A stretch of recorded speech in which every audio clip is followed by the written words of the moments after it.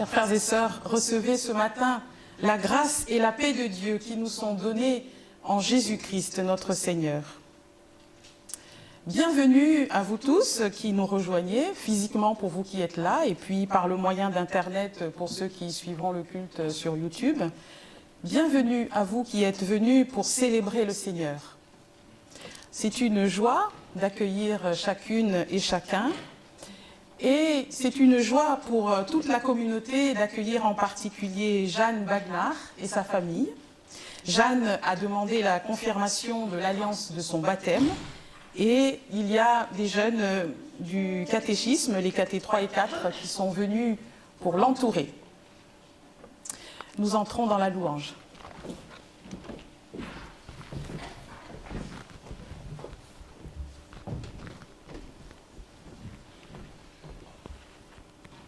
Louons le Seigneur avec le psaume 135. Alléluia! Louez le nom du Seigneur, louez le serviteur du Seigneur qui veillait dans la maison du Seigneur, dans les parvis de la maison de notre Dieu. Louez la bonté du Seigneur, célébrez la douceur de son nom. Et je vous invite à prier d'après une prière de Jean Calvin. Mon Dieu, mon Père, mon Sauveur, je te rends grâce par Jésus-Christ, ton Fils bien-aimé, de m'avoir gardé de tout mal pendant la nuit qui vient de finir, pour m'amener à ce jour qui commence. Fais que j'emploie cette journée à ton service, et que je ne pense, ne dise, et ne fasse rien qui ne soit pour te plaire, et obéir à ta sainte volonté. Que toutes mes actions concourent à ta gloire et à l'édification de mes frères. De même que tu fais luire ton soleil sur le monde, veuille aussi illuminer mon intelligence et mon cœur par la clarté de ton esprit, afin qu'il me dirige dans la voie de ta justice. Et parce que ce n'est rien de commencer sans persévérer, veuille me recevoir dans ta crainte et dans ta sainteté, non seulement pour aujourd'hui, mais pour toute ma vie. Continue et augmente journellement l'œuvre de ta grâce en moi, jusqu'à ce que tu m'aies amené à la plénitude de l'union avec ton Fils Jésus-Christ, notre Seigneur, qui est le vrai soleil de mon âme, luisant jour et nuit, sans fin et à perpétuité. Exauce-moi, Père de miséricorde, par notre Seigneur Jésus-Christ. Amen. Et nous chantons le cantique « C'est un rempart que notre Dieu », les strophes 1, 2 et 4. Pour ceux qui ont le livret, mais je crois qu'il n'y en a pas beaucoup, c'est le cantique 3701 à la page 538.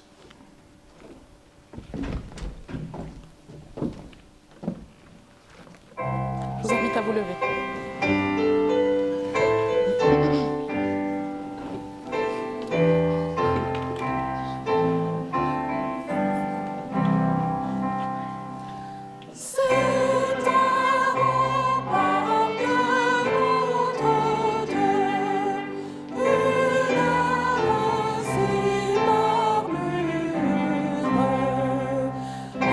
La défense victorieuse.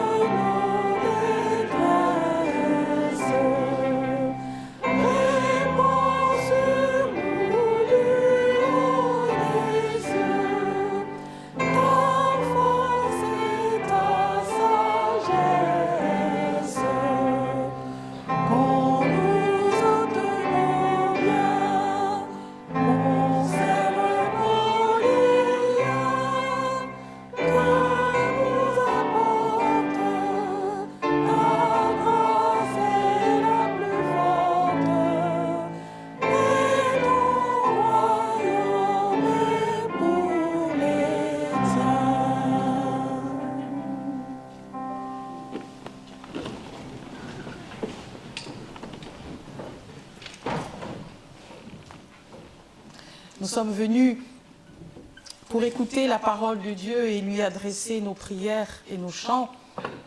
Dans sa grande bonté, Dieu vient lui-même à notre rencontre. Prenons conscience aujourd'hui et reconnaissons ce qui nous retient éloignés de Dieu et nous sépare les uns des autres.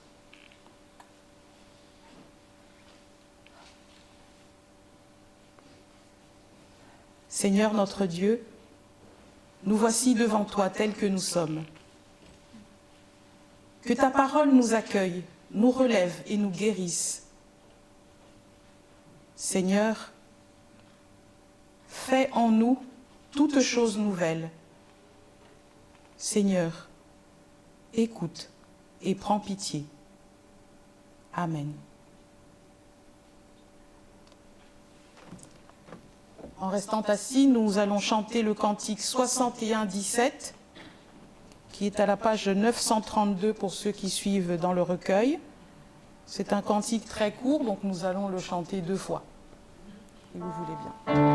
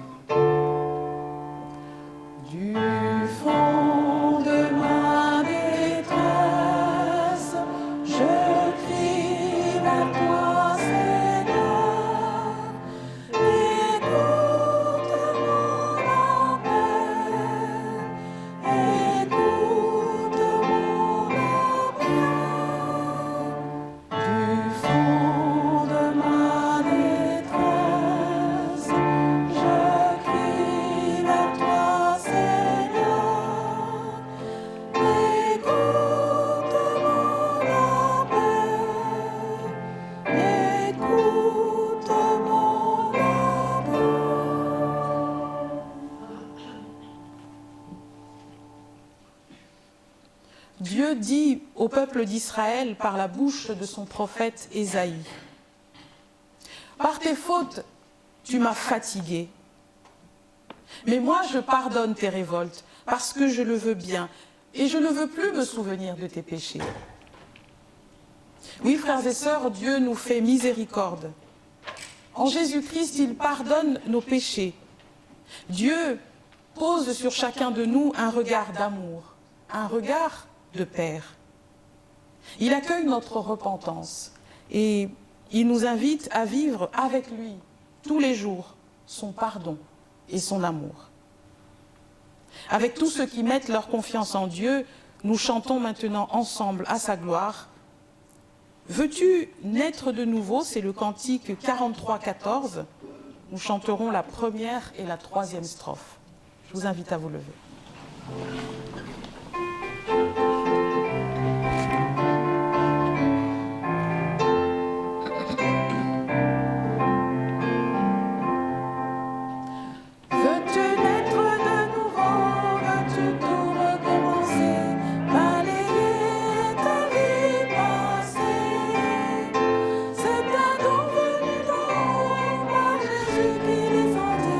Nous la porter en cadeau.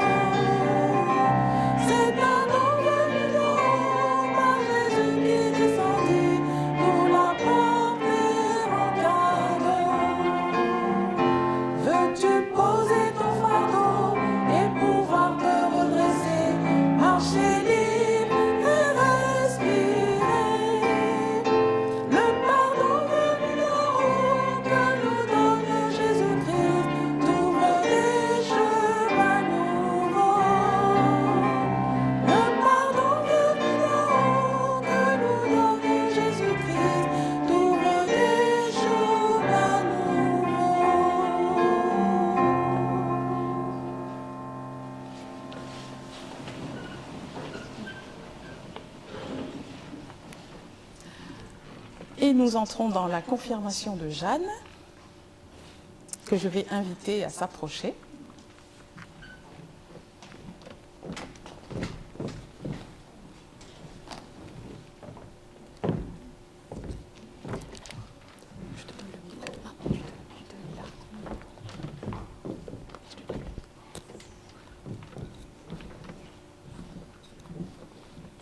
Alors, si tu veux enlever ton masque, tu peux reculer encore un tout petit chouïa. Dommage, hein? Voilà. Eh bien, Jeanne, ce matin, tu rejoins le groupe de jeunes qui ont fait leur confirmation en août dernier, donc quelques jours avant la rentrée. Tu n'avais pas pu confirmer à ce moment-là parce que tu préparais ta rentrée à Bordeaux, c'était le branle-bas de combat, un grand changement pour toi, mais tu tenais vraiment à prendre cet engagement devant l'Église, et voilà, nous y sommes. Tu as fait ton catéchisme dans la paroisse de Versailles, donc au cours des rencontres avec les moniteurs et avec tes camarades, tu as pu réfléchir sur le sens de la vie à la lumière des Saintes Écritures, avec tes camarades catéchumènes qui sont venus t'entourer, les voilà, en première ligne. Ça, c'est génial, vraiment, des jeunes en première ligne. Alléluia. Je suis très contente. Voilà.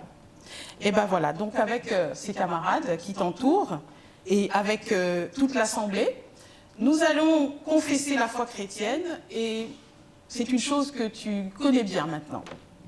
J'invite l'Assemblée à se lever. Nous confessons la foi chrétienne en communion avec les baptisés de tous les temps et de tous les lieux, et nous la confessons telle que l'Église l'a exprimée dans le symbole des apôtres. Je crois en Dieu, le Père Tout-Puissant, Créateur du ciel et de la terre. Je crois en Jésus-Christ, son Fils unique, notre Seigneur, qui a été conçu du Saint-Esprit et qui est né de la Vierge Marie. Il a souffert sous Ponce Pilate, il a été crucifié, il est mort, il a été enseveli, il est descendu aux enfers, le troisième jour, il est ressuscité des morts, il est monté au ciel, il siège à la droite de Dieu, le Père Tout-Puissant, pour juger les vivants et les morts. Je crois en l'Esprit Saint, je crois la Sainte Église universelle, la communion des saints, la rémission des péchés, la résurrection de la chair et la vie éternelle. Amen. Et nous chantons le cantique que nous venons de répéter tout à l'heure, « Je crois en Jésus ».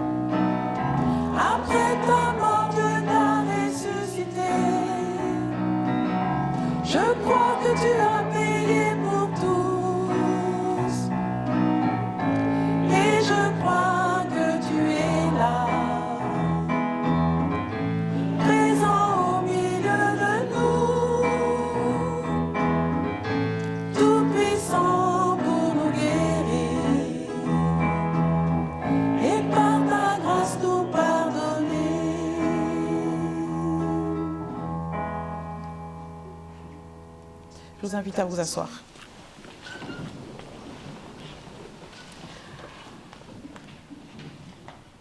Eh bien, Jeanne, tu as entendu la parole de Dieu tout au long de ta catéchèse. Pour toi, cette parole est devenue une bonne nouvelle, une parole vivante. Une parole vivante qui est Jésus-Christ, qui te connaît par ton nom et qui t'accueille sans condition. Et pour toi, s'accomplit cette parole de la Bible, nous aimons Dieu parce qu'il nous a aimés le premier. Alors, nous venons ensemble de confesser la foi chrétienne et devant l'Église, je vais te poser la question, Jeanne, que demandes-tu? Je demande la confirmation de l'alliance de mon baptême. Avec l'Église, veux-tu confesser la foi chrétienne? Oui, je le veux. Jésus-Christ est le Seigneur. Merci. Je t'invite à lire maintenant le texte biblique que tu as choisi et ensuite tu expliqueras ce que tu comprends et ce que tu as retenu de ce texte. J'ai choisi un texte de Pierre, le chapitre 1, le verset 6 à 9. 1 Pierre, il faut préciser, parce qu'il y a 2 lettres de Pierre. C'est là ce qui fait votre joie, quoique maintenant, puisqu'il le faut, vous soyez attristés pour un peu de temps par diverses épreuves, afin que l'épreuve de votre foi, plus précieuse que l'or périssable, qui cependant est éprouvé par le feu, ait pour résultat la louange, la gloire et l'honneur, lorsque Jésus-Christ apparaîtra. Lui que vous aimez sans l'avoir vu, en qui vous croyez sans le voir encore, vous réjouissant d'une joie ineffable et glorieuse, parce que vous obtiendrez le salut de vos âmes et pour le prix de votre foi. Alors, ce que j'ai retenu de ce texte, c'est que la foi en Dieu est très précieuse. Malgré les nombreuses épreuves que la vie peut nous donner, il faut savoir la préserver pour finalement la rendre plus forte et plus grande. Elle s'enrichit à chaque épreuve. Et le Seigneur reconnaît notre foi et notre confiance en lui. Pour moi, je pense que la foi est également un trésor qui est caché et qui est impérissable, comme dit Pierre. Il faut la partager aussi avec les autres pour la faire briller. Pour terminer, j'aimerais dire que Dieu se tient toujours auprès de nous, même dans les moments très difficiles. Merci Jeanne. Alors, permettez-moi de descendre.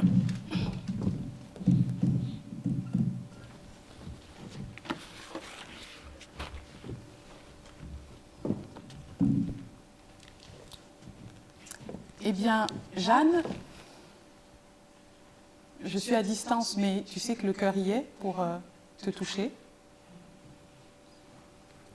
Je te confirme dans l'alliance de ton baptême, au nom du Père, du Fils et du Saint-Esprit. Amen. Alors, maintenant, je vais appeler les moniteurs de KT 3 et 4, ou si Caroline est toute seule, qu'elle vienne. Je vais appeler le président du conseil presbytéral et je vais appeler un ancien de l'Église. Quand je dis ancien, ça ne tient pas à l'âge. On est jeunes à 80 ans aussi. Donc un ancien de l'Église qui nous rejoigne, un ancien ou une ancienne, c'est pas connoté sexuellement. Voilà, je vous invite à nous rejoindre pour s'associer à moi dans la bénédiction que nous allons prononcer sur Jeanne. Virginie. Voilà, alors on essaie de se mettre en demi-cercle autour de Jeanne. Voilà. Vous pouvez lever la main, le geste qui vous est inspiré, et nous prions.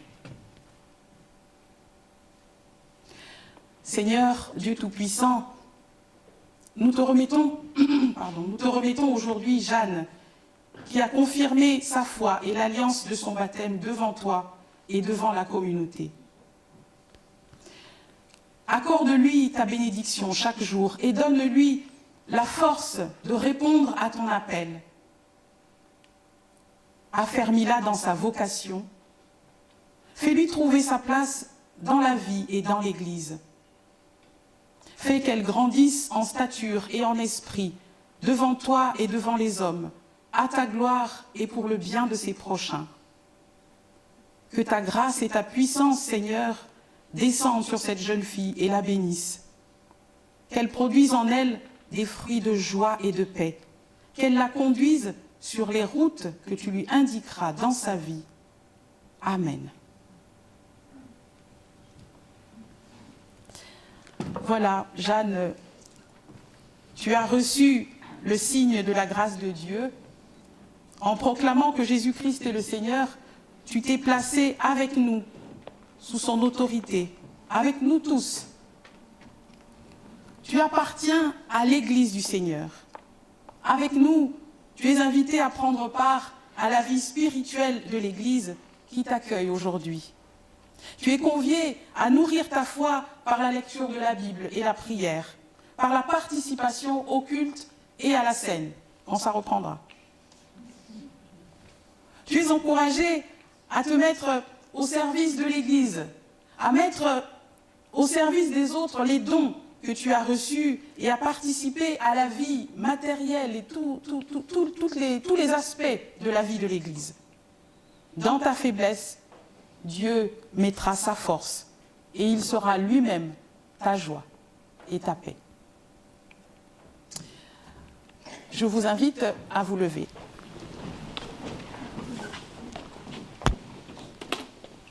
Frères et sœurs, vous êtes témoins de la foi et de l'engagement de cette jeune fille. L'amour de Dieu est toujours premier. Le Seigneur est fidèle. La profession de Jeanne nous l'a attesté. Nous qui avons été baptisés, nous qui sommes enfants de Dieu par la foi en Jésus-Christ, mort et ressuscité pour nous, nous accueillons dans notre Église cette catéchumène, cette jeune fille, comme notre sœur. Il n'y aura pas d'histoire de oui, tu étais encore minette là, nous on est les aînés, donc tu la fermes et tu écoutes. Non. C'est terminé, c'est votre sœur. Elle est au même niveau là. En Christ, on est au même niveau. Vous êtes d'accord ou pas?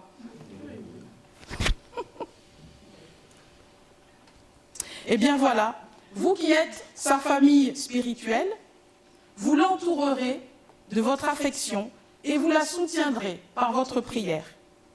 Et vous serez ainsi pour elle et pour sa famille les témoins de l'amour de Dieu. Est-ce bien ce que vous voulez? Que Dieu vous soit en aide. Nous allons chanter maintenant la première strophe du cantique 1207, « Tournez les yeux vers le Seigneur ». Et nous allons nous tourner, nous qui sommes...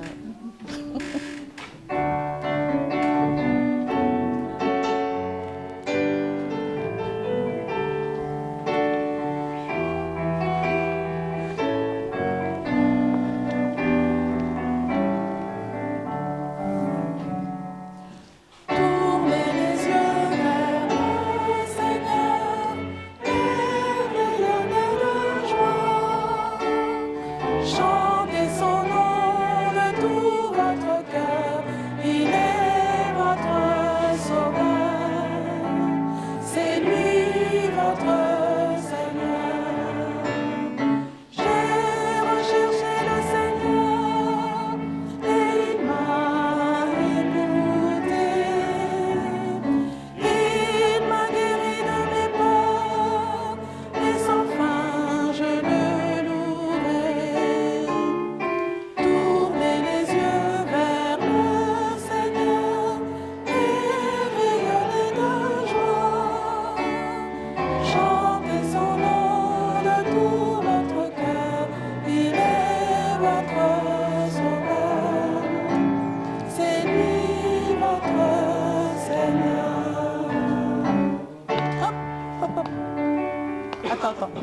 monde.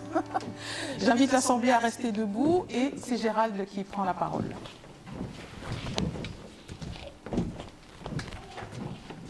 Jeanne, tu choisis de confirmer l'alliance de ton baptême et ta place dans l'Église parce que tu le désires personnellement. C'est en disant ta foi que tu deviens explicitement chrétienne. Au nom de la communauté qui t'accueille, je te remets cette Bible. C'est la parole de Dieu que nous venons écouter chaque dimanche ensemble. À la suite de Jésus-Christ, elle sera ton guide tout au long de ta vie. Te voici désormais membre à part entière de l'Église, et c'est vraiment pour nous une joie de te compter parmi nos collaborateurs dans l'œuvre de Dieu. Nous espérons que tu auras plaisir à œuvrer avec nous et que tu te sentiras libre d'apporter à l'Église les talents divers que le Seigneur a mis en toi. Merci. Et nous chantons la 3e strophe du cantique 1207. On commence pas par le refrain, on commence par le couplet.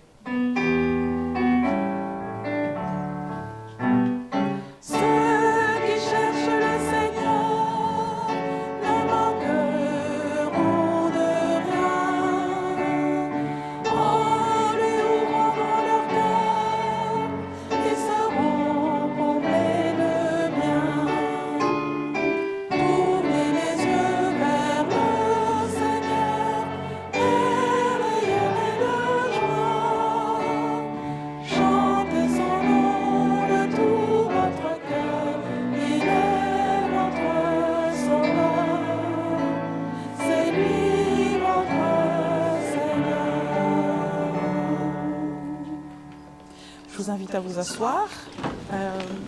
Oui, vous pouvez regagner votre place. Et Jeanne, tu restes avec moi pour signer dans le registre des confirmants.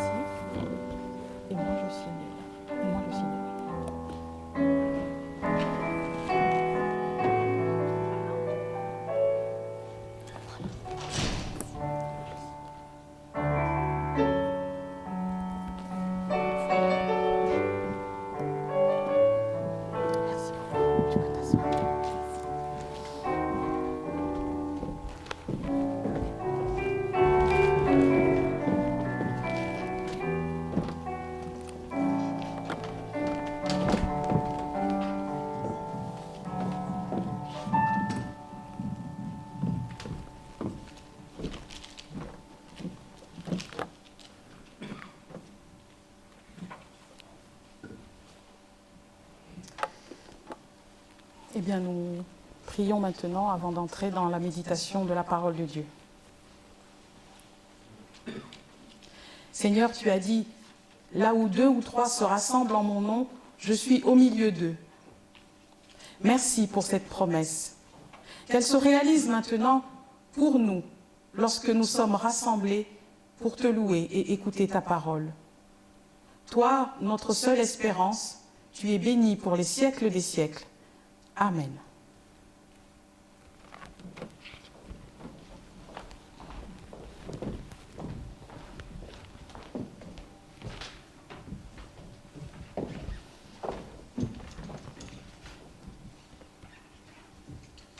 Ce matin, nous lisons donc dans la deuxième lettre aux Éphésiens, les versets 4 à 10, le salut par la grâce. Mais Dieu, qui est riche en miséricorde, à cause du grand amour dont il nous a aimés, nous qui étions morts par nos offenses, nous a rendus vivants avec Christ. C'est par grâce que vous êtes sauvés. Il nous a ressuscités ensemble et nous a fait asseoir ensemble dans les lieux célestes, en Jésus-Christ, afin de montrer dans les siècles à venir l'infinie richesse de sa grâce par sa bonté envers nous en Jésus-Christ. Car c'est par la grâce que vous êtes sauvés, par le moyen de la foi. Et cela ne vient pas de vous, c'est le don de Dieu. Ce n'est point par les œuvres, afin que personne ne se glorifie. Car nous sommes son ouvrage, ayant été créés en Jésus-Christ pour de bonnes œuvres, que Dieu a préparées d'avance, afin que nous les pratiquions.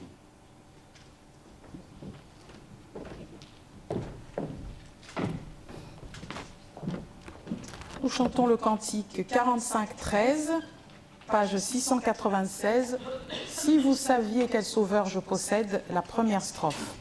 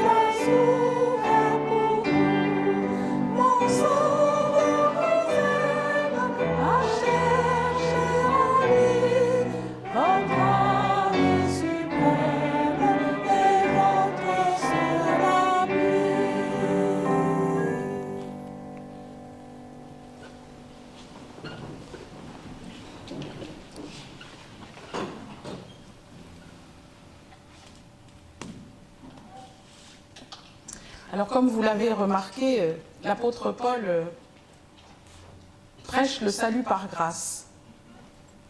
Et il le fait dans chacune de ses lettres, avec une grande insistance. Paul est souvent critiqué pour ses propos sur les femmes. Certains le trouvent misogyne, ou encore sur le mariage. Oh, un donneur de conseils qui n'était même pas marié. Dans ses écrits, l'apôtre doit répondre à ceux qui le trouvent trop autoritaire, parfois même un peu hypocrite. Il est sévère dans ses lettres, mais quand il est présent, tu parles. Les lettres de Paul montrent qu'il a eu un ministère difficile. Il a été souvent combattu. Mais il faut le reconnaître, c'est un excellent théologien de la grâce. Paul dit aux chrétiens d'Éphèse, « Nous étions morts par nos offenses. » Nous, c'est qui? Nous, ce sont tous les hommes, y compris la communauté chrétienne, qui se rassemblent pour adorer Dieu. Nous qui avons accepté Jésus-Christ comme Seigneur et Sauveur, dit Paul, nous étions morts, anéantis, détruits par le péché, détruits par nos propres faiblesses, victimes de nos errements et de nos désobéissances vis-à-vis du Seigneur. Paul explique que le péché, l'offense à Dieu, ça tue, ça détruit l'être humain créé à son image. Dieu prend comme une offense le mal que l'homme fait à son prochain. On pense notamment à la parabole du jugement dernier, où le Seigneur dit « Toutes les fois que vous l'avez fait à l'un de ces petits, de ces plus petits, qui sont mes frères, c'est à moi que vous l'avez fait. » L'offense contre le prochain et contre Dieu, ça nous tue, dit l'apôtre Paul. C'est comme une force de mort qui agit en nous, jusqu'à ce qu'elle rencontre la puissance de la grâce devant laquelle elle ne peut plus résister. Et l'offense est pardonnée, le coupable est gracié, le pécheur est promis à la vie nouvelle.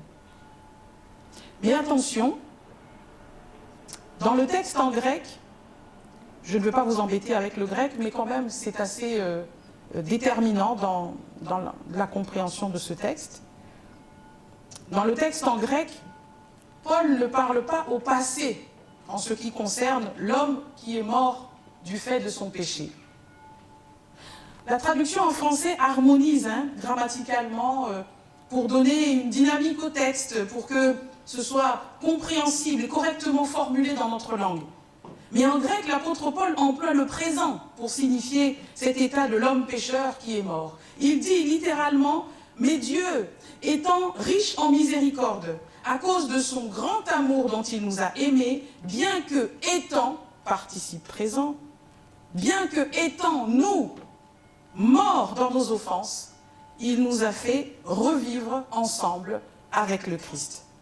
Nous sommes morts dans nos offenses, mais il nous a fait revivre. » Et là, on a le passé et le présent, exprès dans la phrase. Le passé et le présent, dans la même phrase, expriment la tension dans laquelle se trouve l'homme pécheur. Il est à la fois mort par ses offenses et vivant par la grâce de Dieu. Le théologien Martin Luther l'a bien compris puisqu'il dit de l'homme qu'il est simul justus et peccator, c'est-à-dire dans le même temps, l'homme est à la fois juste et pécheur. Il est justifié par la grâce de Dieu, mais il continue d'être un pécheur qui a besoin de cette grâce pour être sauvé. Le présent et le passé, dans cette même phrase, soulignent également la permanence de l'acte de salut que Dieu a accompli en nous ressuscitant avec le Christ.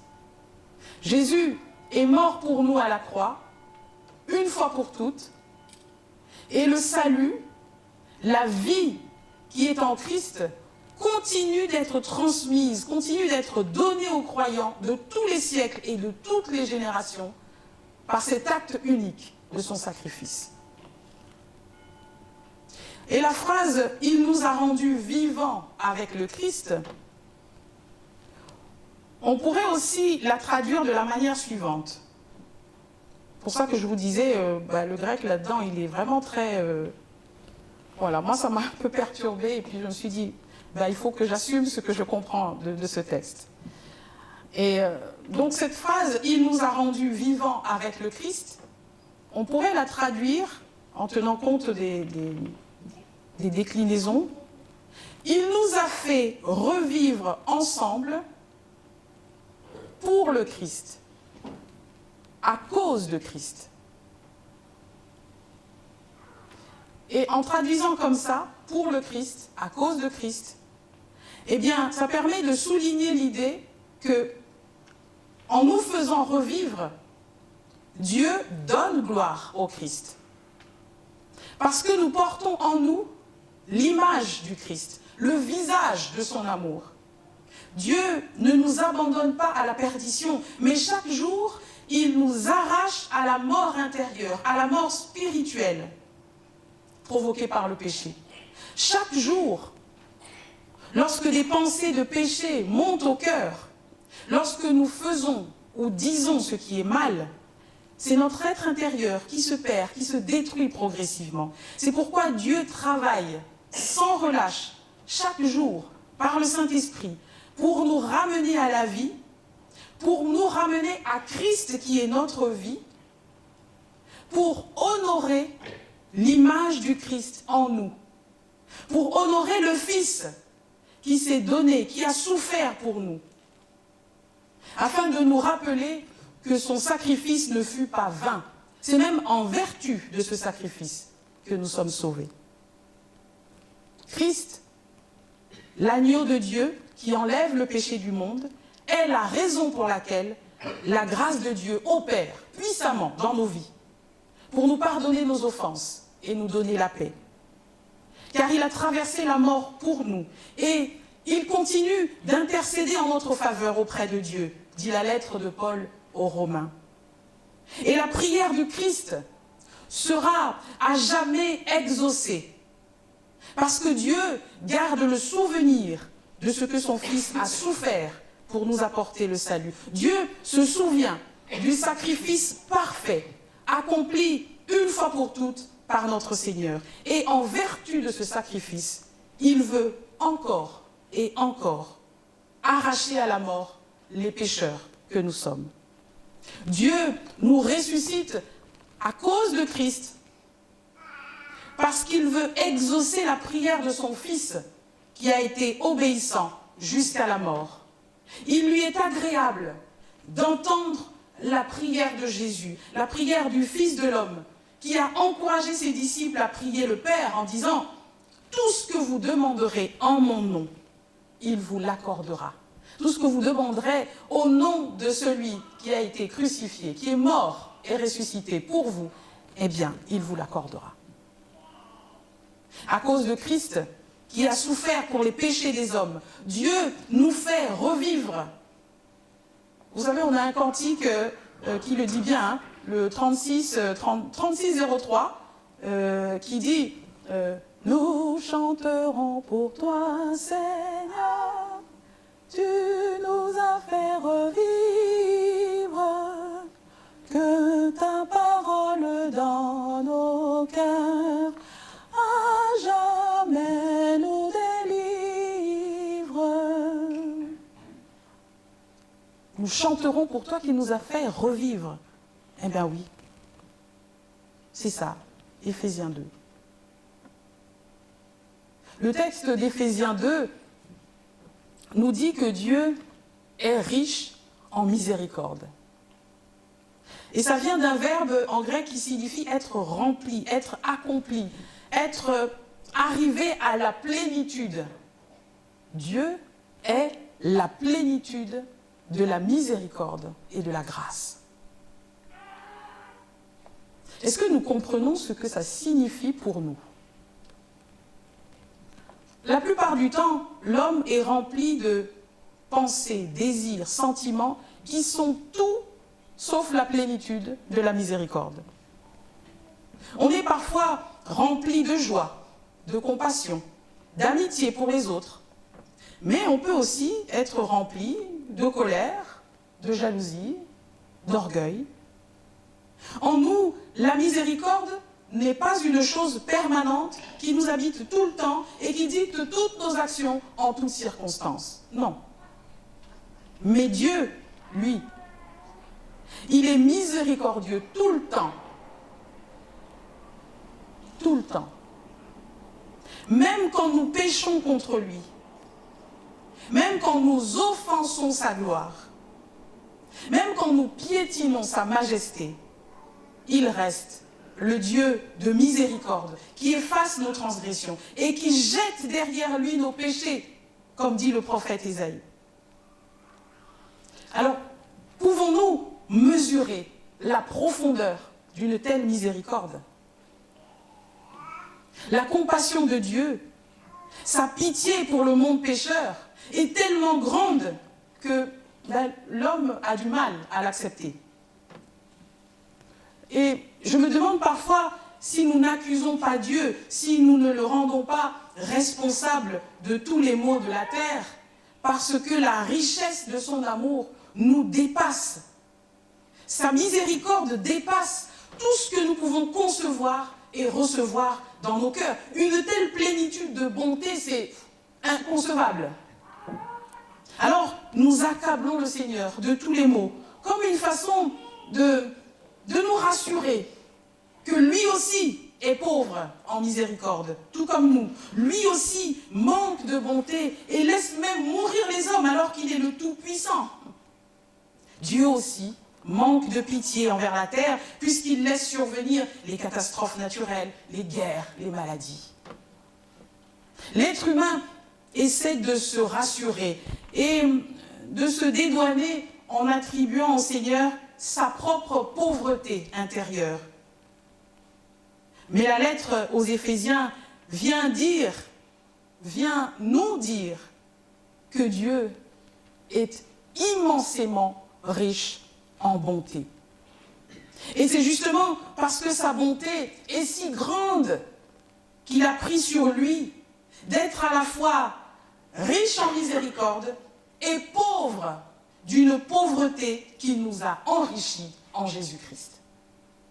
Dieu est pauvre par le dépouillement, par le sacrifice qu'il a bien voulu faire en notre faveur.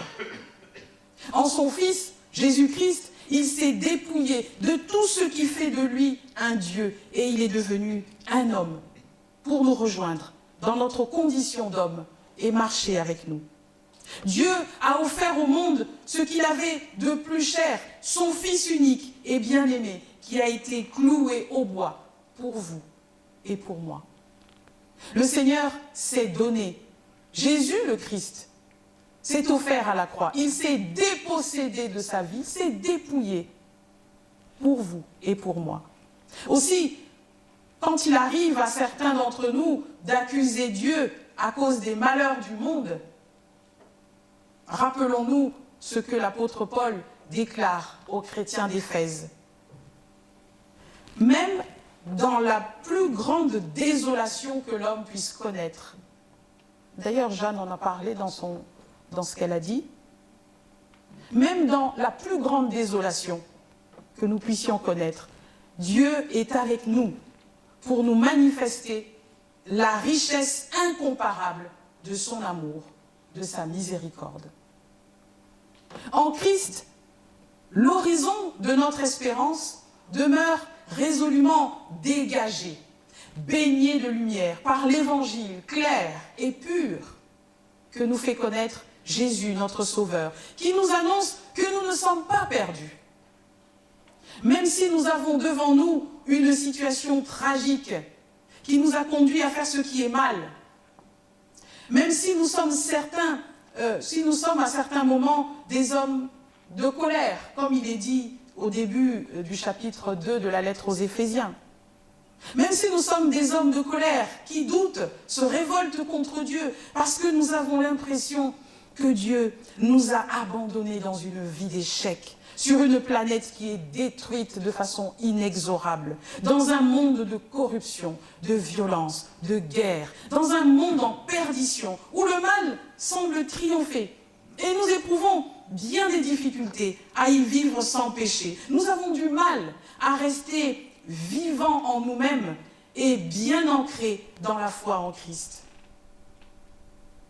Même si le tableau nous semble à certains moments trop sombre, la lettre aux Éphésiens nous encourage en rappelant que malgré le péché, la perspective qui nous est offerte dans la foi n'est pas la mort, mais la vie avec Christ. Si nous avons péché, nous savons que Dieu, dans sa miséricorde, nous fera grâce. Et nous ne prenons pas cette grâce divine à la légère, comme un produit bon marché que l'on traite avec négligence. Bien au contraire, nous accueillons avec gratitude et gravité l'amour qui nous est manifesté en Jésus-Christ. Et nous serons à jamais reconnaissants pour cette grâce de Dieu qui efface nos offenses, même les plus graves, même les offenses inexcusables. Nous serons à jamais marqués par la bonté sans limite de notre Dieu qui choisit de nous offrir la vie là où nous sommes morts intérieurement, là où nous sommes sans espérance, ni joie, ni paix. Frères et sœurs, ne vous laissez pas abattre par une quelconque menace de châtiment qui pèserait plus lourd dans la balance que la miséricorde de Dieu. Car dans la balance de la justice de Dieu, rien ne saurait peser plus lourd que la grâce qui a conduit le Christ à la croix. La grâce dont Jésus était rempli, d'après le prologue de Jean, il a habité parmi nous, plein de grâce et de vérité, rempli de grâce et de vérité. La grâce a tout accompli pour notre salut. La grâce a tout accompli, ça signifie aussi que nous n'avons ici aucun mérite.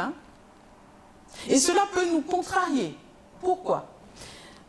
Ce salut qui est le fait d'un autre, ce salut dont les mérites reviennent tous au Christ, ce salut qui est l'œuvre de Dieu seul, ça peut nous déranger parce que l'homme aime être son propre maître, son propre Dieu. Il veut tout faire par lui-même pour avoir la maîtrise totale de son existence. Mais l'Évangile nous invite simplement à croire. Voilà. Arrêtons de vouloir maîtriser les choses. L'Évangile nous invite à croire pour être véritablement sauvés. Mettre notre foi en Christ et non pas dans nos œuvres, dans nos bonnes actions. En théorie, c'est ce que nous croyons, c'est même ce que nous faisons. Mais dans la pratique, rien n'est moins sûr. Pour beaucoup d'entre nous, et je le dis avec beaucoup d'humilité, pour beaucoup d'entre nous, on est encore dans les œuvres de manière inconsciente. Mais la Bible nous révèle que Dieu est tellement riche en miséricorde que sa grâce agit encore aujourd'hui pour ramener à la vie ceux qui sont enlisés dans leurs propres œuvres, ceux qui se perdent, ceux qui périssent loin de lui. L'amour de Dieu n'est pas une richesse du passé qu'on évoque avec nostalgie comme une chose qu'on ne peut plus recevoir. L'amour de Dieu n'est pas une richesse qui diminue comme nos richesses humaines qui viennent un jour à disparaître. L'amour de Dieu est force de vie et de relèvement chaque jour pour le pécheur.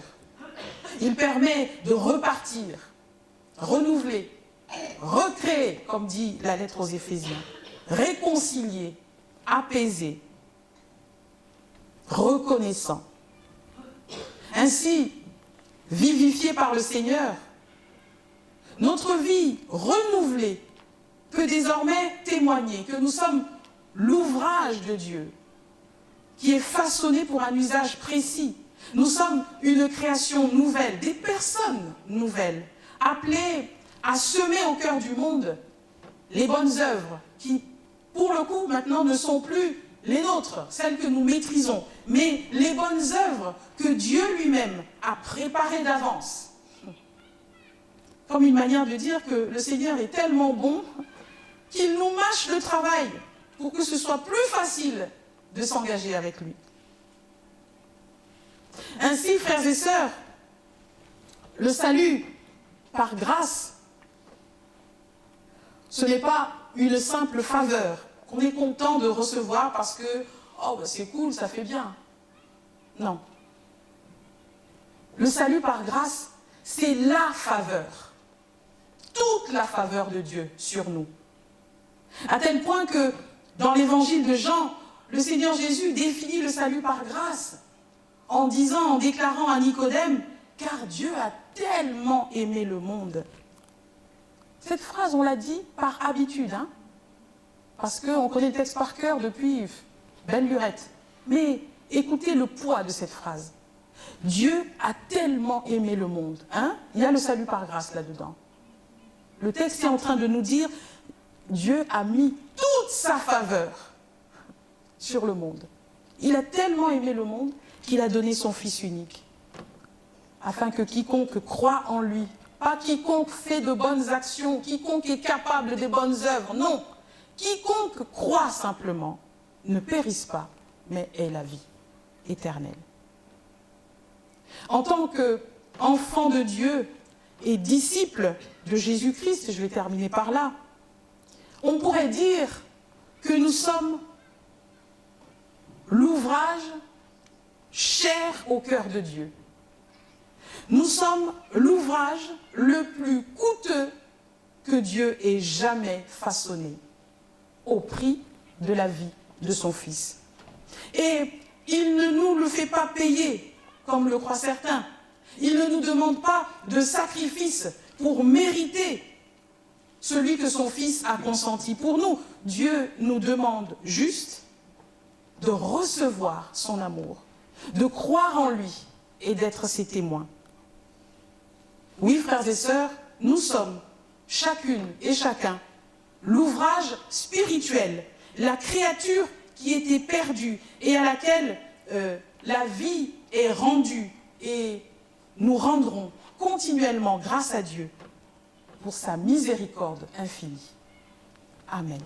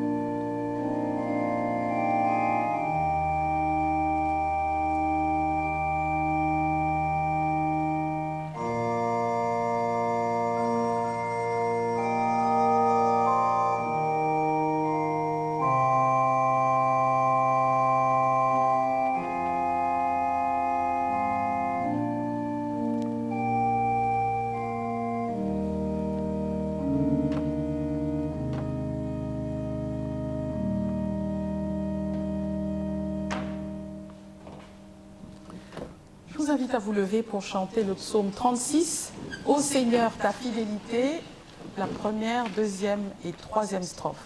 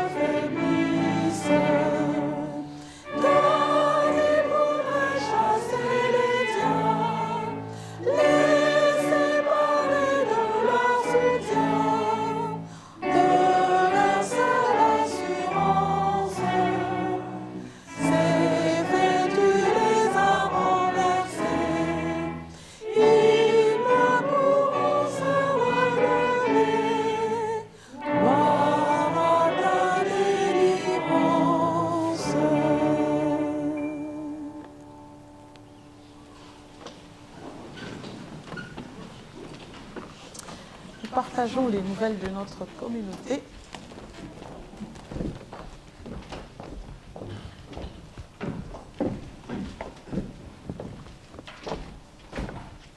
Bonjour à tous. Donc, deux événements importants dans notre communauté. Les deux prochains mois, les deux cultes du mois de mars sont ici. Donc, le 21 mars, Assemblée générale de notre Église. Pensez, si vous pouvez ne pas être présent, à nous adresser un pouvoir. Et il y a quelques pouvoirs disponibles à la sortie. Et à cette occasion, les diaconesses feront leur vente annuelle qu'elles n'ont pas pu faire l'année dernière. Donc c'est une source de revenus importante pour elles. Donc sachez qu'il y aura des choses qu'elles auront préparées pour nous. Le 28 mars, culte des rameaux avec la participation des enfants. On se réjouit de leur présence. Ici au centre 8. Au centre 8, j'ai les deux. Oui. Je répète donc. Au centre 8. Du 25 avril au 2 mai, un séjour à Thésée est organisé pour les jeunes de 15 à 25 ans par la région de l'Église protestante unie. Et la région a commandé un bus de 50 places. Les renseignements et l'inscription, avant le 21 mars, se font auprès du pasteur Daniel Schrumpf. Et donc j'ai l'email, si vous êtes intéressé, je vous donnerai Ou bien auprès d'Isabelle, secrétariat. Alors, Isabelle Vercasson peut vous donner les informations si vous en avez besoin. Le 4e dimanche du carême protestant, sur France Culture et sur Fréquence Protestante, donc la science pourrait-elle nous sauver? Grande question. De 16h à 16h30 sur France Culture, ou sur Fréquence Protestante le lendemain à 21h30 avec le pasteur Samuel Amédro. Moi je suis aussi responsable de l'association Centre 8 et j'ai une annonce à propos du parking.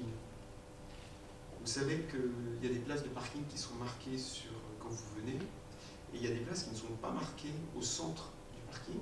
C'est qu'en fait elles ne doivent pas être occupées. On ne doit pas occuper les places de parking qui ne sont pas marquées sur le sol. Parce que là où il y a un certain nombre de voitures qui sont garées aujourd'hui, s'il arrive quelque chose, les pompiers ne peuvent pas intervenir. Et donc, voilà, donc simplement, je vous demanderai pour les 2 prochains cultes qui auront lieu au Centre 8, de pouvoir vous garer à l'extérieur si vous n'arrivez pas à vous garer dans les emplacements. Voilà, ben je vous remercie.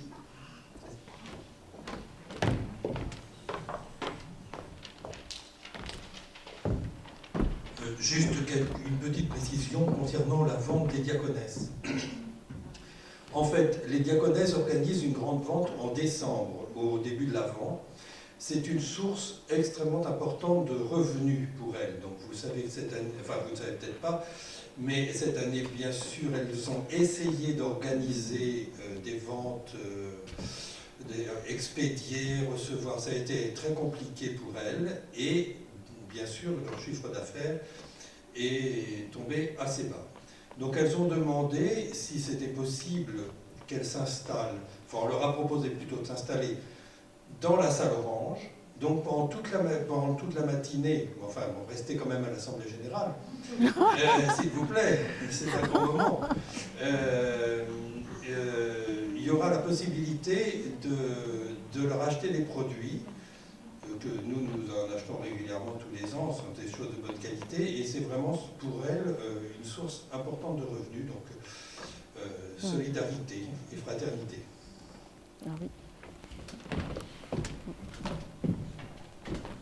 Oui. Merci Gérald. Et peut-être on peut demander à l'entrée de nous dire prochainement ce qu'il en est de la braderie de printemps. Est-ce qu'il y a quelque chose qui est pensé à ce niveau ou...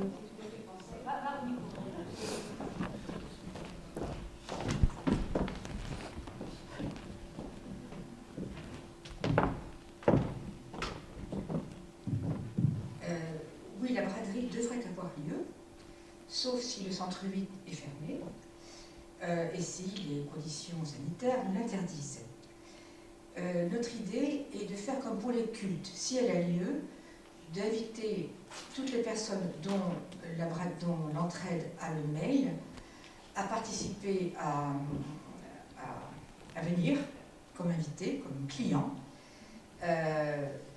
Et il y aura des jauges horaires, c'est-à-dire que nous envisageons de faire une invitation par tranche d'1 heure, à partir de 10h du matin, le vendredi jusqu'à 17h, parce que s'il y a couvre-feu, naturellement, ça ne pourra pas aller au-delà, et le samedi, comme d'habitude, de 10h à 13h.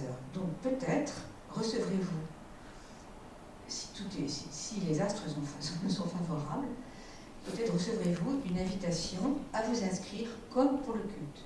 Voilà, c'était notre idée. Je ne sais pas si ça sera... C'est quelle date? La date est le vendredi et samedi de fin mai. Voilà. Et L'AG est... Le 30 mai. Le 30 mai, c'est ça, le lendemain. Voilà. Donc, si vous avez la possibilité, soit de venir comme client ou de nous aider à mettre sur pied la braderie comme d'habitude, le jeudi. Ben, écoutez, nous vous en serons très reconnaissants. Voilà. D'accord. Merci beaucoup.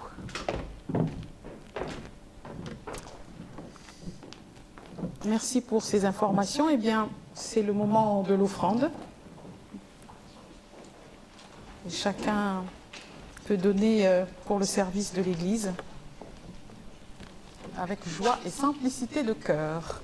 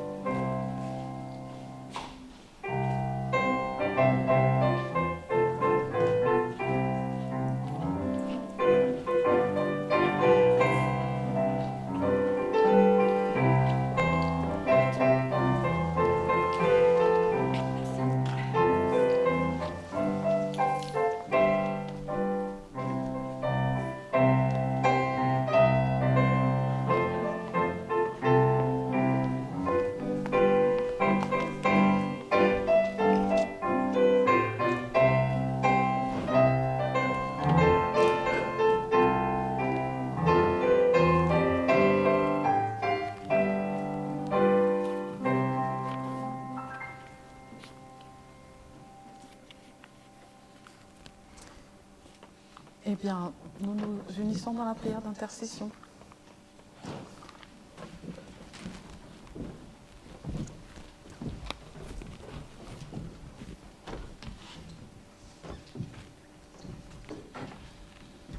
Seigneur, tu nous appelles à te rencontrer en toute personne. Accorde-nous le courage de nous ouvrir aux autres et d'aimer celles et ceux que tu nous confies, comme toi tu nous aimes. Seigneur, nous te prions pour que nous reconnaissions ta présence en chacun et soyons attentifs aux plus faibles parmi nous. Seigneur, nous te prions pour que nous trouvions le courage de revenir sur nos pas lorsque nous avons manqué l'occasion d'une rencontre. Seigneur, nous te prions pour que dans le quotidien de notre monde, nous soyons dignes de l'amour que tu nous offres en ton Fils. Seigneur, nous te prions pour ceux qui souffrent, que ton amour les porte et les accompagne. Seigneur, nous te prions. Dans le silence, nous te confions Jeanne, qui vient de confirmer l'alliance de son baptême. Nous confions aussi ce qui nous tient particulièrement à cœur.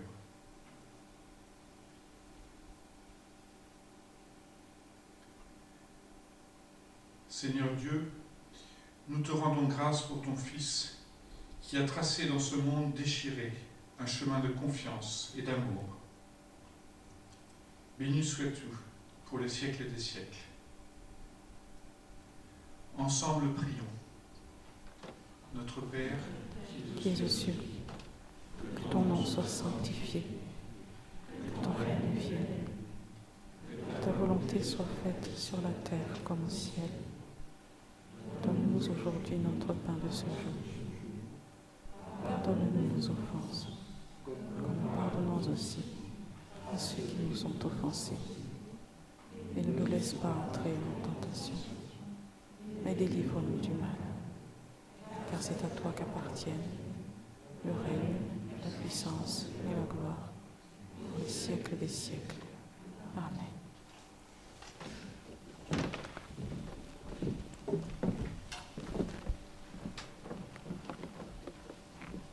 Je vous invite à vous lever pour entendre une parole d'exhortation finale et recevoir la bénédiction de Dieu.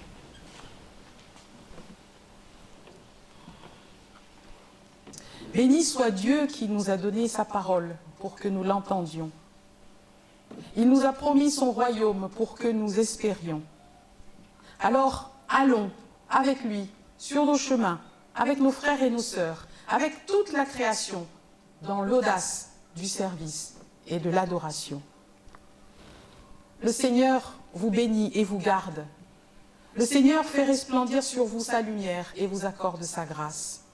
Le Seigneur tourne sa face vers vous et vous donne la paix. Amen. Et nous terminons par le cantique 62-76. Dieu bénit notre départ.